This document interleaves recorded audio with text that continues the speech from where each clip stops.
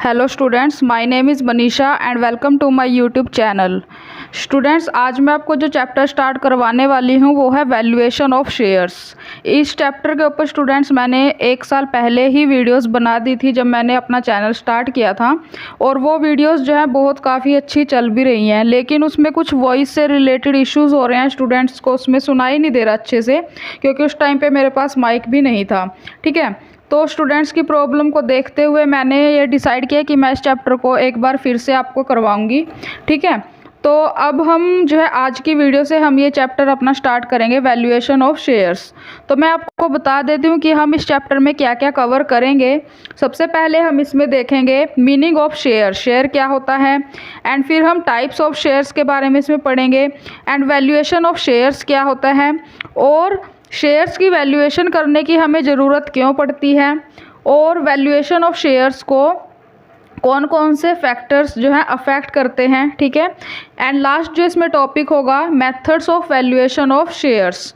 ठीक है, तो ये सभी टॉपिक्स हम इसमें कवर करने वाले हैं। आज की वीडियो में मैं आपको बताऊंगी शेयर्स के बारे में, जो इंट्रोडक्शन है वो मैं आपको बताऊंगी। ठीक है, और वैल्यूएशन ऑफ शेयर और इसकी नीड हमें क्यों है, एंड अफेक्ट करने वाले फैक्टर्स कौन कौन से हैं। ठीक है, मेथड्स जो है मैं आपको नेक्स्ट वीडियो में करवाऊंगी। ठीक है, तो चलिए हम हमारी वीडियो को स्टार्ट करते हैं।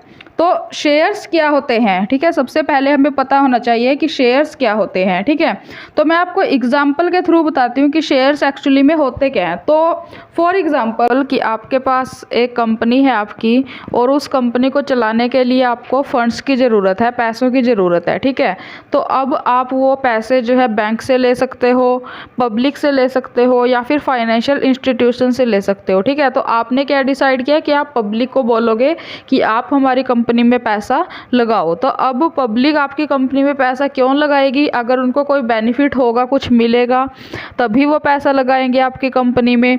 ठीक है, तो पब्लिक आपकी कंपनी में तभी इन्वेस्ट करेगी जब उनको क्या मिलेगा, शेयर्स मिलेगा आपकी कंपनी में। ठीक है, शेयर्स का मतलब क्या है कि कंपनी के जितने भी प्रॉफिट्स होंगे उनमें पब्लिक को जो है हिस्सा मिलेगा।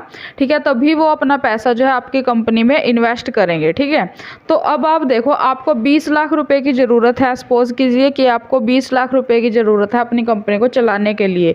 तो अब कोई एक पर्सन तो वो 20 लाख रुपए नहीं दे सकता, दे भी सकता है, लेकिन अगर उसने नहीं दिए तो अब आप क्या करोगे, इस 20 लाख को आप, इसके 20 लाख के आप जो है 1 लाख हिस्से कर दोगे। आप छोटे छोटे हिस्सों में इस 20 लाख को डिवाइड कर दोगे, और आपने जो है 1 लाख हिस्से कर दिए, और हर एक हिस्से का आपने प्राइस क्या रखा, 20 रुपये रख दिया। ठीक है, तो अब पब्लिक ने क्या किया, पब्लिक ने आपके ये शेयर्स जो है परचेज किए। अब वो पब्लिक के ऊपर डिपेंड करता है कि वो 1 शेयर भी खरीद सकती है, या फिर 2 शेयर भी खरीद सकती है, या फिर 100-50 जितने भी। ठीक है, वो उनके ऊपर डिपेंड करता है कि वो कितने खरीदेंगे। तो पब्लिक ने जब आपके शेयर्स जो है लिए, ठीक है, आपके शेयर्स उन्होंने परचेज किए, तो उन्होंने जो आपको कैपिटल दी, पब्लिक ने आपको क्या दी, कैपिटल दी।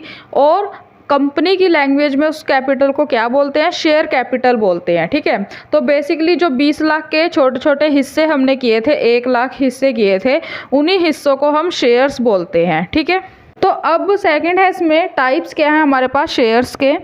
तो शेयर्स हमारे पास 2 टाइप के होते हैं, इक्विटी शेयर्स होते हैं और प्रेफरेंस शेयर होते हैं। ठीक है, तो अब इक्विटी शेयर्स क्या होते हैं। इक्विटी शेयर को स्टूडेंट्स हम ऑर्डिनरी शेयर्स के नाम से भी जानते हैं, और जिनके पास जो है, जिन शेयर होल्डर्स के पास इक्विटी शेयर होते हैं, उनको जो है कंपनी का मालिक माना जाता है। ठीक है, क्यों माना जाता है, क्योंकि उनके पास ये राइट होता है कि अगर कंपनी की मैनेजमेंट कोई भी डिसीजन ले रही है वो उसमें वोट कर सकते हैं, लेकिन प्रेफरेंस शेयर होल्डर्स के पास ऐसा कोई राइट नहीं होता।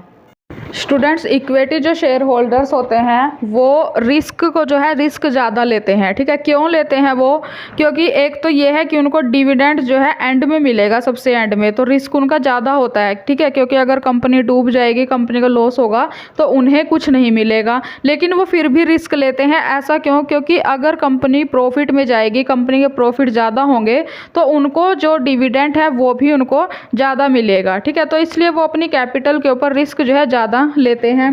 तो बेसिकली यही है इक्विटी और preference shares. Valuation of share क्या होता है, किसी भी कंपनी के शेयर्स की रियल वैल्यू को फाइंड करना, उसको कैलकुलेट करना क्या होता है, हमारे पास वैल्यूएशन ऑफ शेयर होता है। ठीक है, अब आप देखो यहाँ पे आपको शेयर का प्राइस नहीं कैलकुलेट करना है। ठीक है, प्राइस नहीं आपको उसका निकालना, आपको उसकी वैल्यू फाइंड करनी है कि अगर आप कंपनी के 10 रुपये के हिसाब से शेयर परचेज करोगे तो इन फ्यूचर में आपको उससे क्या बेनिफिट होगा, क्या क्या उसकी क्या वैल्यू उसकी रहेगी। ठीक है ना, तो यही है वैल्यूएशन ऑफ शेयर्स। ठीक है, आगे इसमें है need for valuation of shares. हमें अंशों का मूल्यांकन करने की ज़रूरत क्यों होती है, क्यों हमें वैल्यूएशन करनी है शेयर्स की। तो सबसे पहला इसमें जो पॉइंट है वो क्या है, कंपनी के इमैग्लेशन के लिए, एकीकरण के लिए, रिकंस्ट्रक्शन के लिए और एक्विजिशन के लिए, अधिग्रहण के लिए। ठीक है, उस टाइम पे हमें वैल्यूएशन ऑफ शेयर्स की ज़रूरत होती है, अंशों का मूल्यांकन करने की ज़रूरत होती है। ठीक है, और सेकंड पॉइंट क्या है, जब शेयर्स और डिबेंचर को इक्विटी शेयर में कन्वर्ट करना हो उस टाइम पे भी हमें वैल्यूएशन ऑफ शेयर्स की ज़रूरत होती है। ठीक है, एंड थर्ड इसमें जो पॉइंट है, थर्ड पॉइंट क्या है, अगर इन्वेस्टर जो है उसको शेयर्स में इन्वेस्ट करना है अपना पैसा, तो उसको शेयर्स की रियल वैल्यू पता होनी चाहिए कि इन फ्यूचर में जाके उसको कितना बेनिफिट जो है उस शेयर से मिलेगा, तो उसके लिए भी वैल्यूएशन ऑफ शेयर की ज़रूरत होगी। ठीक है, और जब शेयर्स जो है उनका जो सेल परचेज है वो उनके मार्केट वैल्यू से या फिर रियल वैल्यू से कम या फिर ज़्यादा पर अगर सेल परचेज हो रही है अगर शेयर्स की, तो उस टाइम पे भी हमें वैल्यूएशन ऑफ शेयर्स की ज़रूरत होगी। ठीक है, अंशों का मूल्यांकन करना होगा।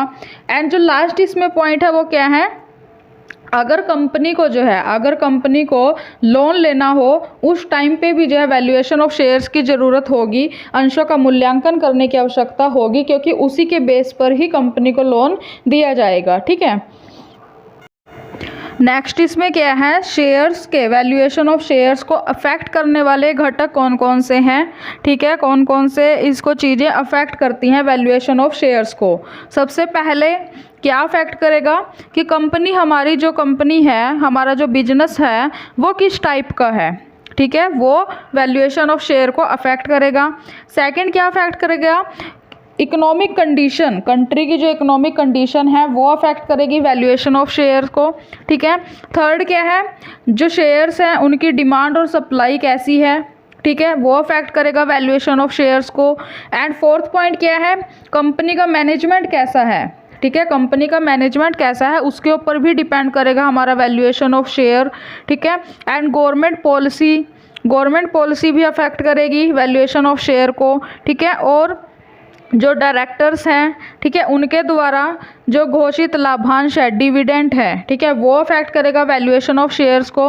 ठीक है, कि कितना जो कंपनी के डायरेक्टर्स हैं वो हर साल में या फिर हर महीने में कितना डिविडेंड जो है वो कमा रहे हैं, कितना वो बता रहे हैं। ठीक है, वो डिपेंड करेगा उसके ऊपर valuation of share. Seventh point क्या है कि कंपनी की प्रगति, मतलब कि कंपनी की इन फ्यूचर में ग्रोथ कैसी होगी।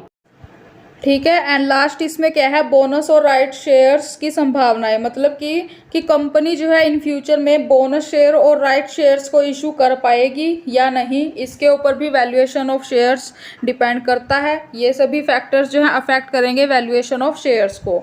तो ये थी स्टूडेंट्स हमारी आज की वीडियो, जिसमें मैंने आपको वैल्यूएशन ऑफ शेयर चैप्टर का इंट्रोडक्शन, बेसिक डिटेल्स जो है आपको बताई हैं। शेयर्स और कितने टाइप के होते हैं शेयर्स, वैल्यूएशन ऑफ शेयर्स क्या होता है, हमें क्यों ज़रूरत है शेयर्स की वैल्यूएशन करने की।